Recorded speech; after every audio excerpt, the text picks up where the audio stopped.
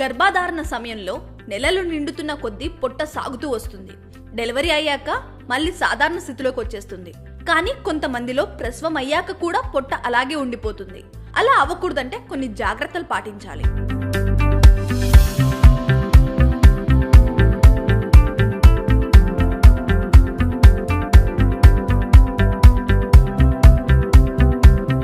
Delivery date దగ్గర పడుతున్నప్పటి నుంచి రోజు ఎక్కువగా నీరు తాగుతుండాలి.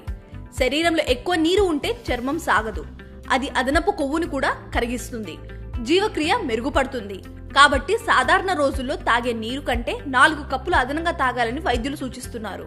ఇక ప్రసవం పూర్తయ్యాక కండరాలను బలంగా తయారు చేసుకునేందుకు ప్రయత్నించాలి. చిక్కుళ్ళు, సీ ఫుడ్, గుడ్లు, సోయా, క్యారెట్, బీట్రూట్, బ్రకోలీ వంటి పోషకాహారాన్ని ఎక్కువగా తీసుకోవాలి. కండరాలు బలంగా తయారైతే క్రమంగా పొట్టపై సాగిన చర్మం పూర్వస్థితికి చేరుకుంటుంది. రోజుకు కనీసం 8 గంటలైనా నిద్రపోవాలి. మనసు నిత్యం ప్రశాంతంగా ఉండేలా చూసుకోవాలి. బ్రీతింగ్ టెక్నిక్స్ ఫాలో అవ్వాలి. ముక్కుతో నెమ్మదిగా గాలి పీల్చి కాసేపు అలాగే ఊపిరి బిగపట్టాలి. ఆ తర్వాత వదలాలి.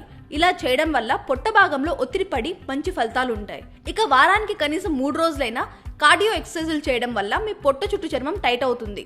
క్యాలరీలు ఖర్చవడంతో కండరాలు గట్టిపడతాయి. అయితే పొట్ట తగ్గడానికి కొంతమంది ప్రత్యేక వ్యాయామాలు చేస్తుంటారు. కానీ ప్రసవమైన కొన్నాళ్ల పాటు బరువులు ఎత్తడాలు, వ్యాయామాలు చేయకూడదు. కార్డియో ఎక్సర్సైజులు మినహా మరేవి చేయకపోవడమే మంచిది. ఎన్ని టెక్నిక్స్ ఫాలో అయినా, ఎన్ని మందులు వాడినా సరే ప్రసవం అనంతరం పొట్ట చుట్టూ సాగిపోయిన చర్మం తిరిగి మామూలు స్థితికి రావడానికి కొన్ని నెలలు పడుతుంది. మీ బరువు, శరీర తత్వం, శరీర నిర్మాణం తీరు, జన్యుపరమైన అంశాలను బట్టి ఎంత సమయం అనేది ఆధారపడి ఉంటుంది.